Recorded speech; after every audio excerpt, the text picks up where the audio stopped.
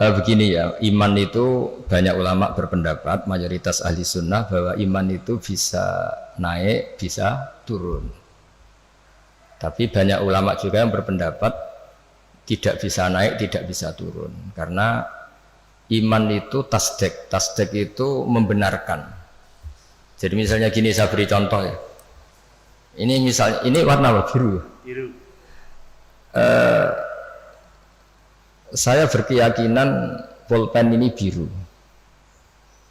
Ya sudah biru. Ketika saya tidak menggunakan pulpen ini secara baik, saya tetap berkeyakinan ini biru. Ada orang yang berkeyakinan ini biru dan memanfaatkan kebiruannya.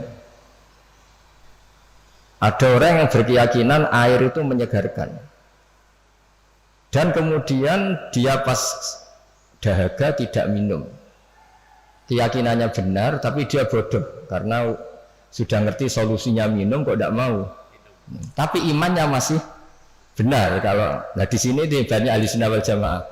Orang percaya kalau Allah itu Tuhan, Muhammad adalah Rasulullah wa Habibullah. Tapi dia nyuwun sewu tidak sholat. Menurut pendapat ahli sunnah wal jamaah, dia tetap entah kapan tetap masuk surga karena dia tetap iman. Orang yang mengatakan air itu menyegarkan itu masih waras, meskipun dia tidak memanfaatkan air itu. Orang yang mengatakan Allah itu Tuhan dan Muhammad kekasihnya masih waras, meskipun tidak sholat. Nah di sini makanya pendapat ahli sunnah itu gimana? Orang yang meyakini Allah itu Tuhan, Rasulullah kekasihnya dan Rasulnya tetap mukmin, tidak menjadi kafir meskipun harus disiksa neraka lama sekali karena tidak sholat, tidak zakat. Nah ini penting saya utarakan, di antara pembeda ahli sunnah dan tidak adalah ahli sunnah tidak pernah mengkafirkan orang yang maksiat tapi tetap dosa. Nah sekarang begini contoh paling gampang, koruptor itu setelah korupsi masih warga Indonesia apa enggak? Masih kan? Penjahat juga warga Indonesia enggak? Jadi orang tidak tercerabut dari warga Indonesia hanya karena korupsi. Nah, jika iman dengan makna tasdek, maka iman itu seperti tadi. Tapi iman itu masalahnya adalah diantaranya itu kalau sudah percaya itu yang ngambil konsekuensinya. Nah, di sini mengalami yazidu wayangkus. Misalnya cara wong Jawa nek wis keceluk bapak ya tanggung jawab, nek wis keceluk suami ya nafakoi. Tapi pertanyaannya, suami yang sempurna gimana? Yang nafakoi, yang mencintai. Tapi jangan dibalik, kalau gak nafakoi terus gak suami, ya sama lah duwe suami mesti nganggur ya akeh. Jadi ini kan masalah-masalah yang menjadi perdebatan ulama. Nah kalau sampean tanya gimana cara menambah iman, ya tadi dengan amal soleh, dengan.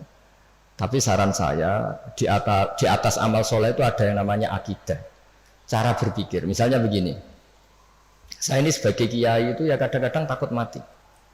Tapi kecil sekali saya takut mati, karena setelah saya berpikir, dulu saya itu nggak ada. Saya ini kelahiran tahun 70, sebelum tahun 70 itu saya ada. Tahu-tahu ada. Dan ketika ada saya tidak tahu cara ngatur jantung saya, paru-paru saya, sistem oksigen yang saya butuhkan. Artinya ketika kita hidup pun itu sebenarnya kita tidak pernah ngatur kehidupan kita. Kenapa kita takut mati? Takut wah aku nak mati itu saya wopo ning kuburan. Wis ditimbun, diapa terus bisa apa? Sebetulnya zaman kita hidup pun kita bisa apa coba? Apa terus mentang-mentang bupati dia ngatur jantungnya sendiri kan ya enggak? Apa mentang-mentang presiden terus bisa ngatur oksigennya kan enggak? Sebenarnya zaman kita hidup itu ya enggak bisa ngatur diri kita. Makanya inna sholati wa nusuki wa mahyaya wa mamati lillahi rabbil alamin. Jadi ulama itu melatih itu. Makanya manusia itu pernah jadi janin, ini untuk pelajaran. Kata orang-orang tasawuf, janin itu ya pernah protes sama Allah. Ya Allah, kenapa saya punya kaki? Memangnya untuk apa? Karena dia di kandungan ibu, masih di rahim. Untuk apa punya kaki? Saya tidak perlu jalan-jalan. Untuk apa punya tangan? Tapi setelah lahir baru tahu gunanya kaki sama tangan. Nanti mati juga gitu. Artinya zaman kita hidup sendiri itu tidak bisa ngelola kehidupan kita sendiri. Kita tidak bisa ngatur jantung kita, paru-paru kita, tidak bisa. Tapi gara-gara keangkuhan kita, seakan-akan ketika kita hidup itu bisa menentukan semuanya. Padahal tidak sama saja. Nah, dengan begini terus kita iman tuh gampang. Ya sudahlah, paling mati seperti itulah. Saya zaman hidup ya tidak ngerti cara ngatur hidup. Toh nyatanya hidup paling pas mati juga Allah cara ngelola kehidupan kita setelah mati. Ya sudah. Saya tuh bayangkan gini Pak Arifin, saya pernah ada sekumpulan dosen ngaji saya di Jogja, tak jawab tuh sampai banyak yang nangis. Saya bilang gini, andai kan Anda jadi Tuhan, susah mana mengembalikan orang seluruh dunia hidup lagi sama bikin Nabi Adam. Karena ini banyak yang ilmuwan biologi, susah bikin Nabi Adam.